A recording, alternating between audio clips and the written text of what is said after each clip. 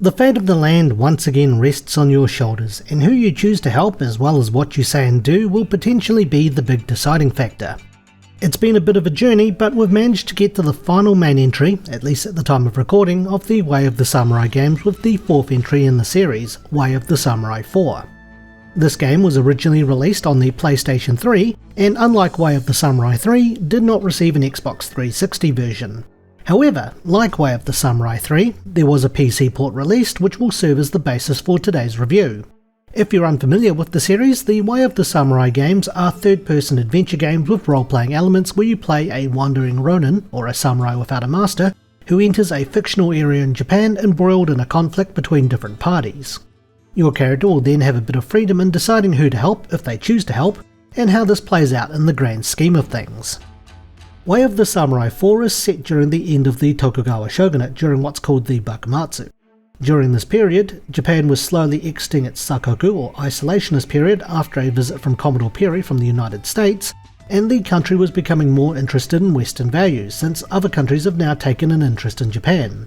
This of course didn't sit well with some of the population who preferred tradition over modern values, and they weren't shy about making those sentiments known. The game is set in the fictional port city of Amihama, funny enough a location shared in the PSP game Kenka Bancho 5, which is also published by Spike Chunsoft and released in Japan only around the same time. Of course, by that I mean around the same time Way of the Samurai 4 came out, not the actual time period. Kenka Bancho 5 is set during modern times. The game has you as your self-insert ronin arrive to immediately see a fight between the three factions that you'll get to know over the course of the game. You have the British forces, the Shogunate forces, and the Disciples of Prajna, who are anti-foreigner. You can wander in and join in amongst the fight, or you can choose to walk around it and come back later to see the aftermath. Nonetheless, assuming that you stepped in, the leader of the Disciples of Prajna, Akagi Redo, seizes the British ambassador Laura Lita, and you can choose whether to approve or disapprove of his actions. And once again, based on your decision, this determines which faction you get off on the good foot with. From there, you can choose whether you help the Disciples of Prajna, Great Britain, or the Shogunate forces. Given the events of the game, I would speculate that this would have taken place around 1858, as that was when the Anglo-Japanese Treaty of Amity and Commerce was signed, and around that time the Ansei Purge started, which is where the Shogunate forces targeted people who opposed its authority, as well as its foreign trade policies, which explains them going up against the Disciples of Prajna. This and one of the game's DLC implies that this game takes place at least a decade or more after Way of the Samurai 2, but still before Way of the Samurai. Though the series has been known to be historically unreliable with the appearances of certain characters. Nonetheless, history lesson aside, is this game any good? Find out in The Good. Following Way of the Samurai 3, Way of the Samurai 4 had its own spin on its gameplay mechanics. While the early parts of the game does help set up your relations with the various factions, there will come a time in most playthroughs where the Chief Minister of the Shogunate will arrive to announce a tournament. But you can avoid this event if you stay far away enough from the crowd in the main plaza. This will allow you to tackle side missions and random quests from people in town at your own leisure, as the story won't progress until you walk into the crowd to trigger the event. The game has its own activities for you to pursue, such as fishing, gambling, running a dojo, and recruiting NPCs as your students by defeating them using the blunt end of your weapon and asking them to join, and night crawling. As one of the more adult-orientated activities, you can flirt with NPCs, and if they like your choices, you will arrange to meet up with them at night, which becomes a stealth mission where you must find your target in a house full of NPCs that are either on the lookout or sleeping in the house. Once you find your target, and you'll know you're close as the turtle in the corner of the screen comes out of its shell as a double entendre of sorts, you have to fight them by throwing them onto the bed at the inn or depleting their health bar. The main cast can also be bedded, though you have to unlock being able to night crawl the male cast. Blacksmithing has been improved on, though you initially have an old blacksmith available when you start off. There is a side story where you convince Dojima, a recurring character in the series, to take up the forge, and from that point onwards he will be your blacksmith on subsequent playthroughs. As well as having your weapons upgraded and appraised, which can improve its attack power and durability, you can also create weapons from parts, and these parts come with charms which can provide additional effects. However, these charms need to be present on all three parts and in the 3x3 square made from combining the blade, guard and grip. They need to make a straight line vertically or diagonally. You can also push a weapon past its smithing limits by providing money and certain metal items which can neither be found or by melting down unwanted swords. The game also has a law system in place where if you commit a crime, constables or thief takers can knock you down to arrest you. If this happens, you'll be imprisoned, and unless you bribe your way out, you are subjected to a form of torture by one of the 3 Kinugawa sisters, with the sister and the torture determined by the crime level in the land, also affected by your actions. The tortures are mini-games ranging from avoiding a rather painful pommel horse, getting crushed by rocks being thrown by the sisters' masochist prisoners, or being subjected to water torture while bound to a wheel. All the while, the sisters will also attempt to hit you, which requires you to brace the damage or avoid. Your actions in the game can also carry over to other playthroughs, which is something I really liked about 4. Outside of Dojima being the blacksmith as one, you can also choose whether to open or close the hospital, language school or casino that the British forces have established in the city. The language school is very important as when you start the game, you can't communicate with most of the British NPCs, with their dialogue coming up as question marks. The language school will allow you to communicate with them and know what they're saying in all your future playthroughs, providing you keep the school open. I really like this feature, and having these buildings opened or closed are crucial for certain parts of the game. The game's DLC introduces you with a new set of missions where you get to meet and kill Kondo Isami and Hijikata Toshizo, the commander and vice commander of the Shinsengumi, a secret police-like organisation made up of skilled swordsmen to protect members of the Shogunate, as well as being introduced to Don Donatalaus, also known as Donna Donna, a central character in the first game, as well as an older Sayo, the girl who was central to the plot of the second game. The DLC also allows you to take the appearance of Sakamoto Ryoma, an influential samurai of the time who worked against the Shogunate. Other characters in the game are also inspired by real-life figures too, with Jinrai Kogure, Akagi's right-hand man in the Disciples of Praja, being based off Okada Izo, a famous samurai, and one of the 4 Hitokiri, or manslayer of the Bakumatsu, and Chief Minister Kinugawa Onsen being based off Inosuke, a figure holding a similar title during the Bakumatsu. There's a lot to do in the game, and there's a lot of replayability to get your samurai up to speed for when you challenge the harder difficulties, and believe me, you'll need it because enemies can hit pretty hard. At the end of each of your runs, you will earn a title and samurai points, and depending on what you did during your run, you can spend those points on unlocking a larger weapon safe to store your weapons between runs, change the difficulty, and unlock different hairstyles, faces, outfits, and accessories to change the appearance of your samurai for future playthroughs. And you can have some pretty crazy results from it. The game even encourages you to do this, as it also has a feature where you can bump into your player character from previous playthroughs that will pick a fight with you if you literally bump into them. You can actually kill your past characters, which is a really interesting feature. As you could probably tell with how I've rambled on here, the game has a lot of things to do. I like the combat in this game. The game does use the push-pull system of Way of the Samurai 3, where you or the enemy can push or pull when you block attacks to cause a character's guard to be broken and leave them wide open for an attack. As you use your weapons, you can also unlock new moves for that weapon's style. Unlocking moves do require certain objectives to be met, such as eating while in combat or defeating an enemy while lying down, to name a couple. With the dojo, you can even create your own fighting style, which I found pretty neat too. Swords have quite a lot of styles which you will pick up as you defeat more foes, and you can also choose to fight using spears or even unarmed, with several unarmed styles available to master. In saying that though, you can simply choose to cheese most of the game by mastering a move where you sweep your opponent and stab them with your sword. If your sword is strong enough, most regular enemies will go down after 1 or 2 of these. Though in saying that, you shouldn't neglect unarmed fighting, as this will become very important in one of the endings. With combat, vitality management is very important. You have 2 bars. The green one is your health bar, and the purple one is your vitality.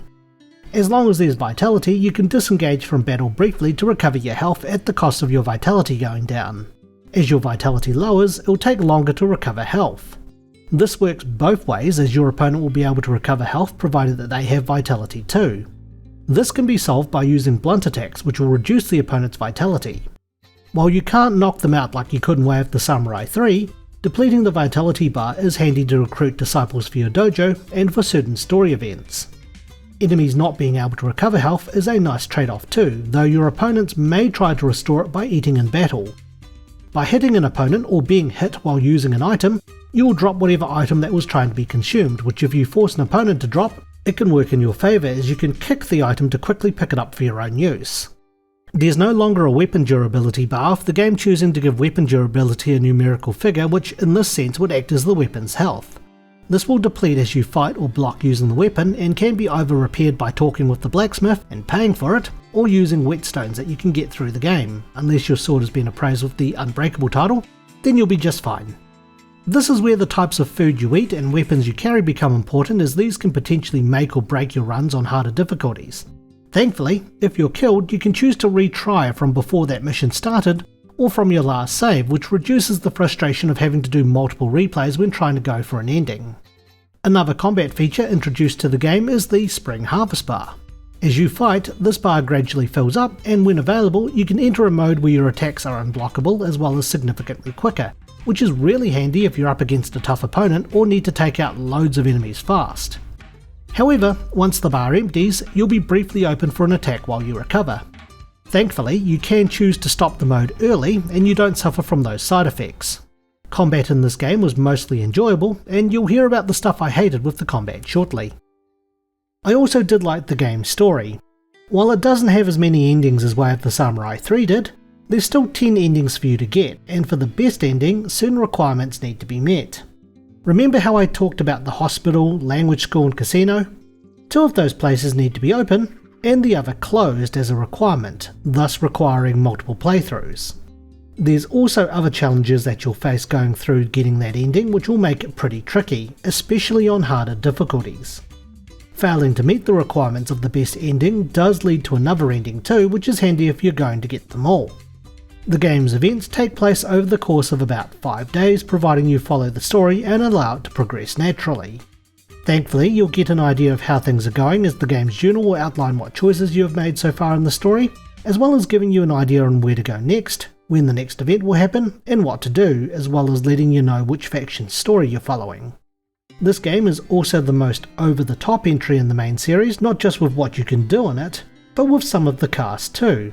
The main characters in the British faction all have names that alliterate, and one of them is even called Melinda Megamelons, which I had to do a double take on to make sure I was reading that right when I first played the game. While the game does have its good aspects, it does have some that I wasn't too keen on, and we can talk about those in the bad. Just getting this out of the way for those playing the game on PC, getting the game to run on a modern system was a nightmare. The game would start just fine and then randomly crash when I tried to start a new game. What I had to do on my end to get the game working was to download a version of NVidia Physics system software and put some of the files in the game directory, as well as install an earlier version of DirectX from 2010 to be able to start a new game. The game does suffer from some visual defects, and that's noticeable if you look at a character's hair or ears during certain cutscenes. The same can also be said about particle effects as you're running around too. There were some game bugs involving character models, but honestly I found them more funny than bad. Of course, trying to get the game to start properly is not an issue with the PS3 version of the game. One of the features in the game is for your character to interject during a scene with a comment of their own. The thing is that for the most part, it doesn't really change the nature of the scene at all. At best, you might have a character respond to your comment and then the cutscene just carries on as per normal. You can also provoke your opponent by talking during battle too, though I didn't use it a lot as it does leave you open to attack when you try to talk in battle. On certain scenes and fights, there will be times where your comments do make a difference, but for the most part I felt that your interjections didn't really impact the game greatly, and I would have liked some more mission variation or even more different outcomes to story events based on your comments to characters during cutscenes or in battle like the one you do for the best ending. Another feature which I found a nuisance was the dojo activity. It was fun recruiting characters and building up the dojo, but this also resulted in being constantly challenged by fighters when I was trying to do something else, or even if I moved to another area. Sometimes your disciples will fend them off, other times you have to step in and take out the trash yourself. But this happened far too often, and entering a different area just so one of your disciples can run up to you and tell you that your dojo is being challenged for the 100th time can get pretty annoying after a while. Regarding combat, I couldn't find a button to change targets. This is a pain when it comes to missions where you need to protect someone or if you're trying to take out a particular person first. Assuming you're using a controller, you can hold right trigger to break the locked on target and free run, but then you need to hope that the nearest hostile person is the one you want to take out. and for one of the missions where you have to protect Laura from a bunch of enemies for a period of time, this was probably the most frustrating part of the game I had to deal with, second to attacking the Disciples of Praja in their hideout, and I had to fight multiple enemies for ages while waiting for the next section of that mission to be available.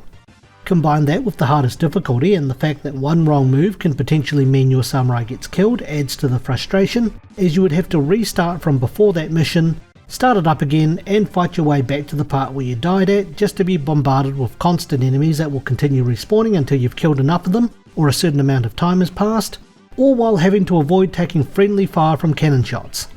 Friendly fire is also a thing too in this game. Some fights can be so close quarters it's not unusual for you to accidentally hit an ally, or in the case of that move I talked about earlier, trigger a cinematic where you sweep and stab your friend as opposed to your enemy. I think I've complained enough here, so let's wrap things up with the opinion. Way of the Samurai 4 is a game that I mostly enjoyed. Following up from 3, there's a lot of things to do in the story and it's pretty jam-packed. While there were less endings, the flowchart did make getting a lot of the endings easier, and the best ending, despite the very particular requirements, was worth getting in the end, pun unintended, and I mostly enjoyed the combat in the game. The PC port wasn't exactly the greatest port, with issues I needed to fix just to even get it to work, though it did have some funny visual bugs. Character interjections, for the most part, didn't change a lot of things in the grand scheme of things, and there were issues with the combat such as targeting and friendly fire during cramped combat. Nonetheless, there were more things I liked about the game than I hated, though I would still consider Way of the Samurai 3 to be my favourite of the main games. If you like the idea of your character's words and actions deciding the fate of the land over the course of a few in-game days, or if you're a fan of games set during that era of Japan's history, then I think you'll like the Way of the Samurai series. The game does give you a good degree of freedom to do things, and I've had a lot of fun with the series overall. So with that, it's time for my rating. I would give Way of the Samurai 4 Count Jet Jenkins' attempt at rolling sushi out of 10. Thanks for watching and stay tuned for the next Infinite Backlog review. If you enjoyed today's review, feel free to like, comment and subscribe for more. You can check out our other videos or follow us on X, Instagram and Facebook. Once again, thank you for watching.